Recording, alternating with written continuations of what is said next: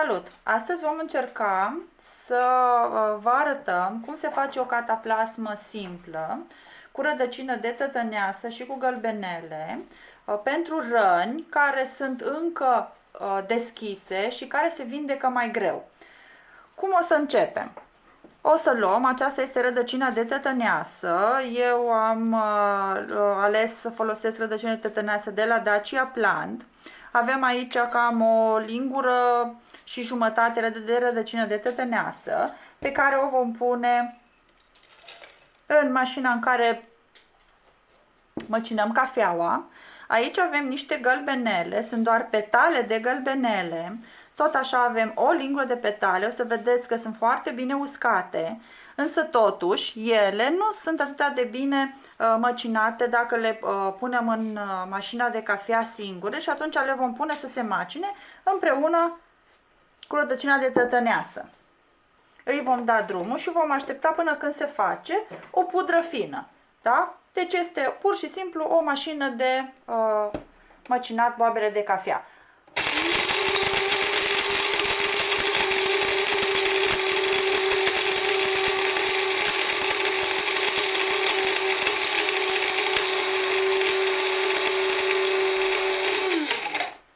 O măcinăm circa 30 de secunde și verificăm din când în când. Nu stați foarte aproape cu nasul, pentru că praful de la rădăcina de tătăneasă, în momentul în care deschidem, iese în atmosferă.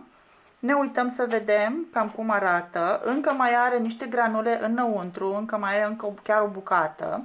În cazul în care vedem că nu se macină totul și nu este o pudră fină, care să nu zgârie, vom apela la strecurătoare și o să o strecurăm.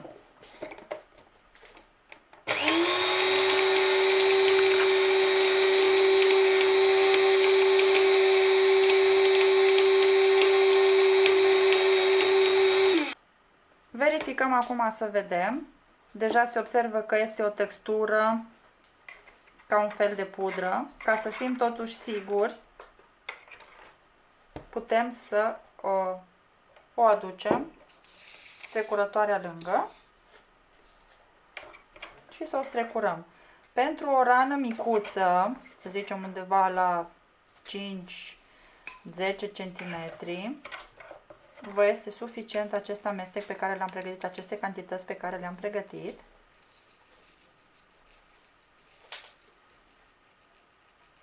Da? Resturile care vă rămân puteți să le folosiți la ceai, nu este necesar să le aruncăm.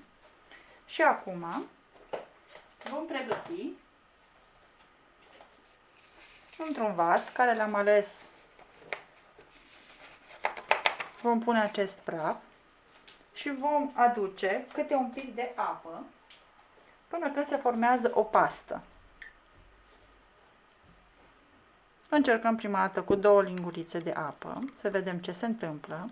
Observați că deja începe să se facă o pastă groasă și turnăm câte un pic de apă până când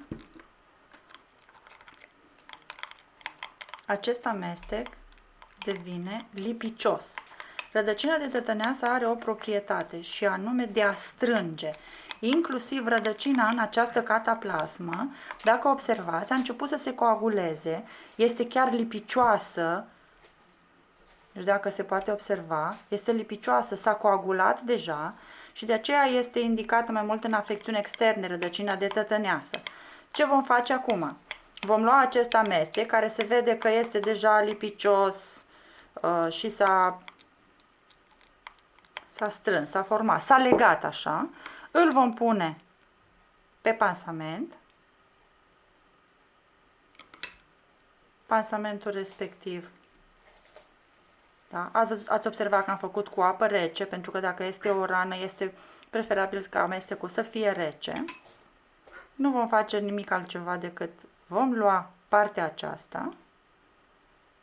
Cataplasma noastră este gata și doar zeama și se va aplica pe locul dureros sau pe locul în care avem această problemă. Se va lega și se va ține acolo în jur de 5, 10, 15, 20 de minute, atât cât este necesar ca substanțele vindecătoare din petalele de gălbenelă și din rădăcina de tătăneasă să intre în sistemul nostru.